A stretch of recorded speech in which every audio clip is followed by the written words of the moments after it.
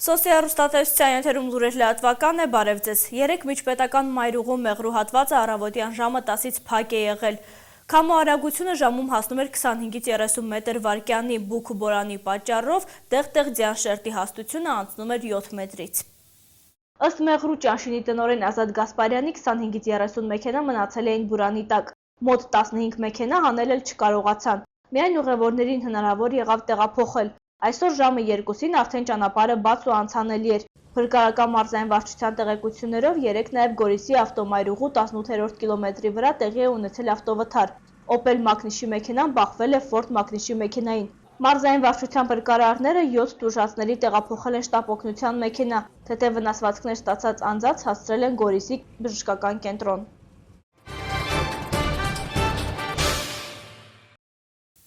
Սյունիքի մարզի Հարթաշեն համայնքի ղեկավար միաժամանակ նաև գյուղի դպրոցում ֆիզկուլտուրա դասավանդող Ազատ Ղուկասյան, ով մեղադրվում էր անչափահաս 8-րդ դասարանի աշակերտու բռնաբարելու մեջ, մարտի 6-ի երեկոյան կալանավորվել է։ Նա մեղադրվում է քրեական օրենսգրքի 138-րդ հոդվածի 2-րդ մասի 3-րդ կետի հատկանիշներով։ Տղամարդու սեռական հարաբերությունը անչափահասի նկատմամբ կատարվում է նախաքննություն։ Եթե մեղադրանքը հաստատվի, Ազատ Ղուկասյանին սպառնում է 8-ից 15 տարվա ազատազրկում։ Ամուսնացած է, ունի 4 երեխա, 5 թոռնիկ։ Այս մասին տեղեկանում ենք News.am էլեկտրոնային կայքից։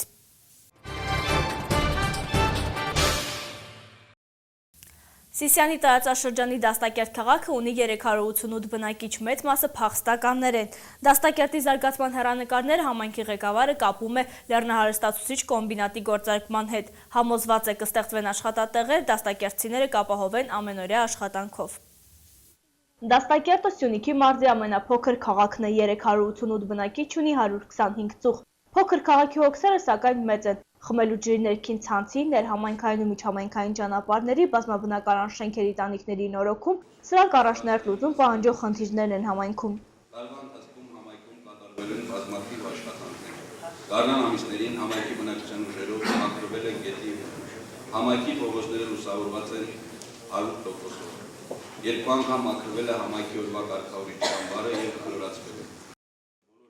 Դաստակերտի զարգացման հեռանկարները համայնքի ղեկավարը կապում է հանքարդյունաբերության հետ։ Լեռնահարստացման կոմբինատի գործարկումը կլուծի համայնքի ամենակարևոր խնդիրներից մեկը, աշխատանքով կապահովի մոտ 1000 բնակչի։ Դաստակերտցիների մոտ 70%-ը փախստականներ են։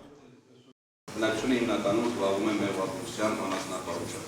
Հարոս համակարգից օգտվում են 16 ընտանիքներ։ Մոլիբդենի աշխարհ ժամանակ պատասխանատվության ձգերությունը 2007 թվականից մինչև 2011 թվականը Դաստակերտ համայնքում իրականացրել է պետախոզական աշխատանքներ եւ բնակչությանը որոշակի ապահովել աշխատատեղեր։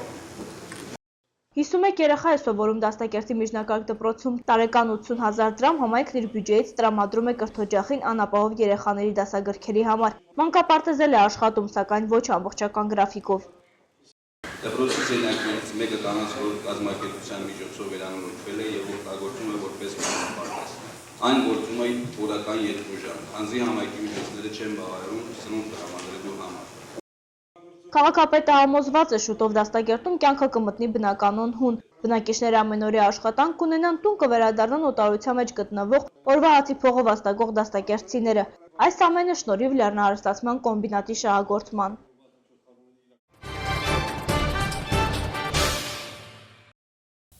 Մարտի 8-ի նախօրյակին ծաղկի խանութներում արդեն թանկացումներ են նկատվում։ Վաճառողները տարվա ընթացքում հատկապես այս օրերին են մեծ եկամուտ ակնկալում։ Մարտի 8-ը սարերի ետևում չէ, եթե տղամարդիկ դեռ չեն շտապում գնումներ կատարել, ծաղկի խանութներում արդեն պատրաստվել են տոնին։ Մեծ քանակությամբ ծաղիկներ են ստացել, վստահ են, որ դատարկաձեռն ոչ ոք սրահից դուրս չի գա։ Սովորական օրերին առևտրից դժգոհ ծաղկի վաճառողիները անհամբերությամբ են սպասում այս օրերին։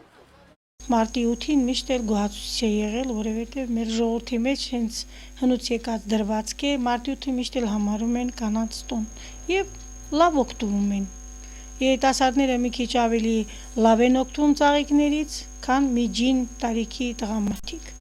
Վարդեր, վարդաշուշաներ ու ասպրամյաններ, սրանք են այն հիմնական ծաղիկները, որոնք գնում են տղամարդիկ։ Նախատոնական շունչ արդեն զգացվում է, մեզ մոտ տոնին ընդառաջ թանկացումները սովորական երևույթ են, իսկ ահա Լուսիա Արուստամյանի խոսքով զգալի տարբերություն չկա։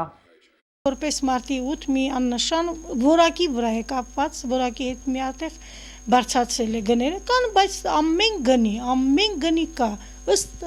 բանի, ճաշակի, ովքեր ինչպես ուզում են, որ ասես ինչ որ խիստ թանկություն կա, ոչ։ Mēs վարդեր ունեցել ենք, բերել ենք 700 դրամանոց, 500 դրամանոց, 600 դրամանոց, իսկ այսօր պահանջարկը կա եւ 1000-ի, եւ 1500-ի, մինչ 2000 դրամ, բայց մինչ այդ չենք բերել, որովհետեւ գնողականություն չկար։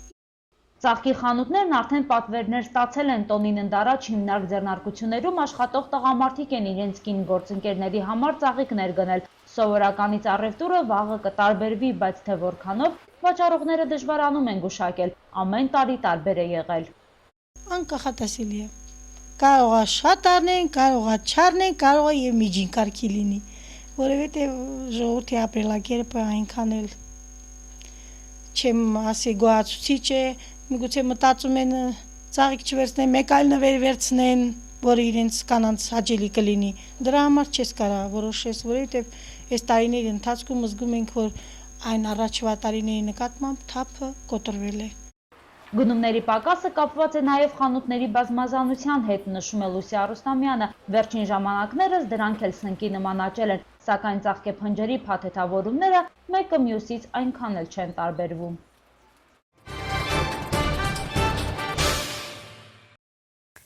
Մայրության և գեղեցկության տոնի արդիվ այսօր միջոցառում էր կազմակերպվել Կապանի համար 1 նախակրթարանում։ Փոքրիկները իրենց ասմունքով շնորհավորեցին սիրելի մայրիկներին և տատիկներին։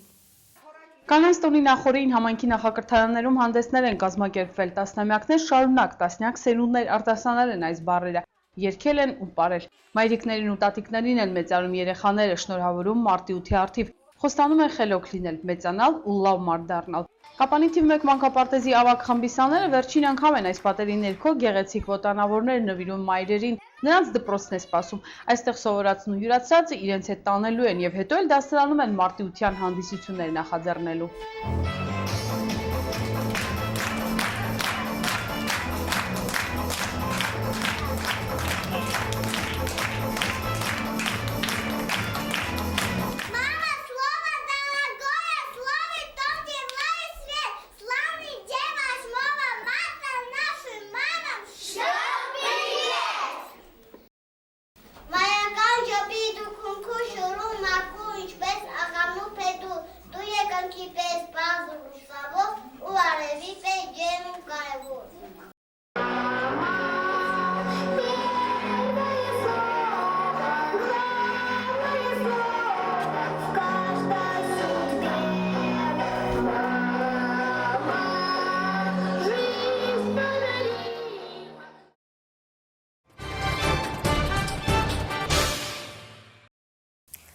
Ահաբեկչության արդյունքում Դաղստանում ոստիկաններ են զոհվել։ ԱՄՆ նախագահը սպառնացել է խստացնել պատժամիջոցները Իրանի դեմ։ Թողարկման միջազգային լուրերը։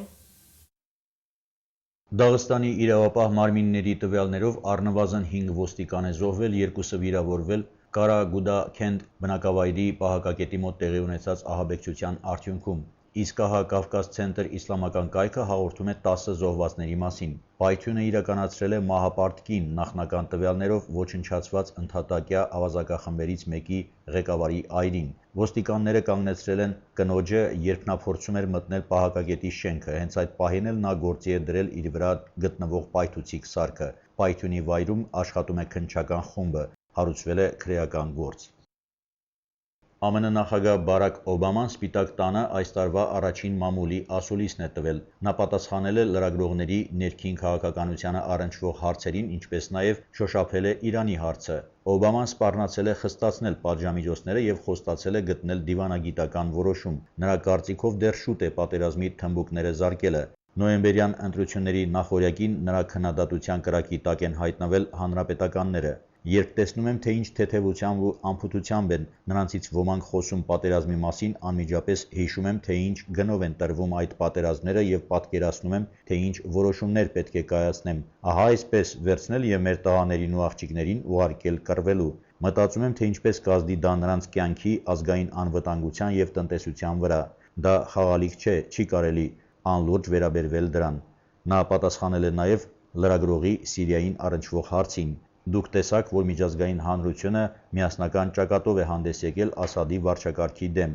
Հարցն այն չէ, թե կհրաժարվի նա իշխանությունից, հարցն այն է, թե նա երբ կանի դա, ընդգծել է Օբաման։